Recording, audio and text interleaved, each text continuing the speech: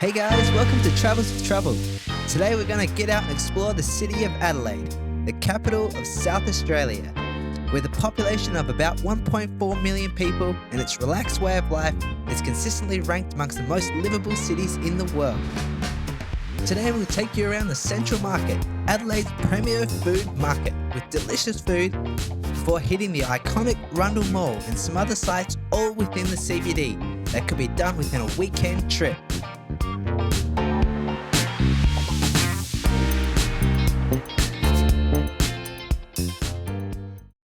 First up, we took a walk down North Terrace, which is home to Adelaide's most important and original buildings. The first stop is the State Library of South Australia, which dates back to the 1800s. It's open 7 days a week and is free entry. The Mortlock wing in the State Library was opened on 18th of December 1884 as a public library, museum and art gallery for the colony of South Australia. It took 18 years to be built and is now recognised as one of the top 20 most beautiful libraries in the world. Continuing along North Terrace, you'll find more historic buildings, including the South Australian Museum and the Art Gallery of South Australia. From there, we hit Rundle Mall, the longest pedestrian shopping mall in the Southern Hemisphere. Starting at Beehive Corner, it spans 520 metres in length, includes the famous Moles Bowls and the life-size bronze pigs, which are popular with young and old. The mall is home to many ornate European-style buildings from the 19th and 20th centuries, like the Adelaide Arcade, which links the mall to Grenfell Street. It's home to many small shops and cafes with its beautiful and distinct Italian styling. Rundle Mall is one of the busiest shopping malls in Australia, receiving over 800,000 visitors each week. That being said, it never feels too crowded until the lead up to Christmas due to its pretty large size. With all that walking, it was time for a quick snack. Just off the mall, we found a restaurant with a little hole in the wall selling coffee and yummy croissants. After smashing that one down, we hopped on the free city tram down King William Road to the Central Market.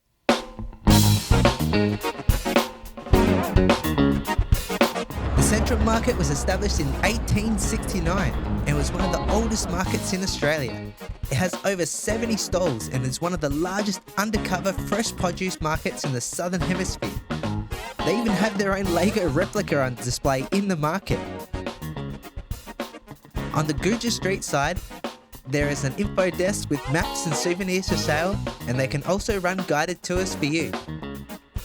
The market itself is home to some of South Australia's best fresh produce and often has many fruit and vegetables that you won't find in the local supermarket, like these special shaped tomatoes. With pizza on the menu tonight, we also stocked up while we're here. They also have a large variety of locally made sausages, cured and smoked meats in different country styles from all the different migrants that have made their home in Adelaide. We ended up picking up some yummy truffle-infused salami. There is even a premium range of seafood and sushi available to purchase and sit down and eat here. And speaking of some food, there's plenty available for lunch. One that caught our eye was a wood-fired pizza shop where you can order pizza by the slice. They had 8 or 9 different options ready to go, so it was a little difficult to decide. Across from there was a stand selling porchetta rolls and cannoli. And seeing that crispy pork rotate was enough for us to order one to try. It was stuffed to the brim with soft pork leg and a crispy skin, with some greens included. It was a pretty heavy and a pretty oily meal for breakfast, that's for sure. Reasonable value, but may have been worth getting the pizza instead. Then on to a Spanish twist. The paella stand serves up chicken paella mixed with chorizos. There's actually also a shop selling an Algerian version which does a crispier rice one as well. The standout with this one was probably the spicy sauce. You should definitely get extra of that if you do go to the paella.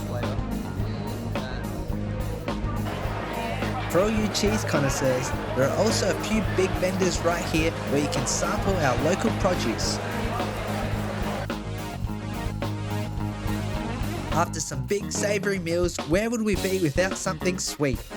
There are a number of patisseries and bakeries within the space. However, on the Great Street entry, sourdough Portuguese tarts have become a bit of a sensation, and they are well worth the hype and a must-try in the city. We continued on exploring the various market stalls, which included spices of every kind, a tea shop which also had free tastings, coffee roasters which had beans from around the globe, chocolates and nuts from all varieties, and even a fresh juice stall where you could get whatever combination of fruit you liked. Oh, and of course, wines from our famous wine region. They even have a store selling all types of different flour and grains by weight. Something from every culture and corner of the globe can be found here. Pastry and biscuit flour. Plus the white bread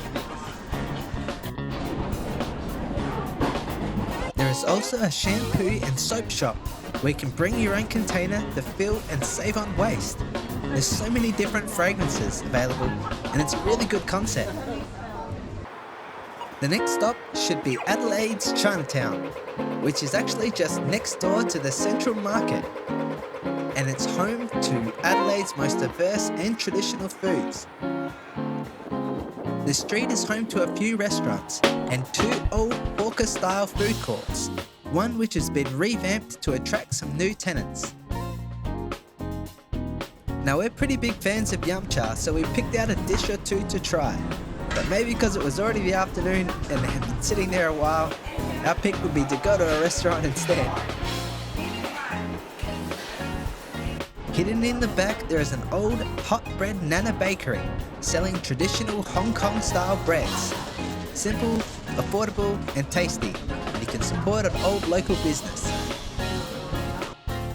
Back on the tram, to the last stop, we arrived at Adelaide Botanical Garden to burn off all those calories. It is a 51-hectare public garden in the northeast corner of Adelaide. It opened way back in 1857. You can even pick up a garden map at each entry.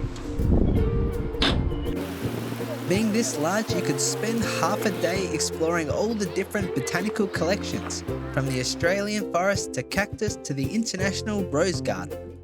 Currently, the glass art from Dale Chihuly is on display exclusive to Adelaide. There are a number of art installations dotted around the garden with a ticketed light show on in the evenings. The exhibit will run until the end of April 2025. Inspired by his mother's love of gardens, Chihuly has created these massive glass installations for display in Botanic Gardens, and it's the first time his work's been on display in Australia. The old historic buildings like the beautiful Palm House, built in the late 1800s, are often popular with visitors, and also include the glass art displays within.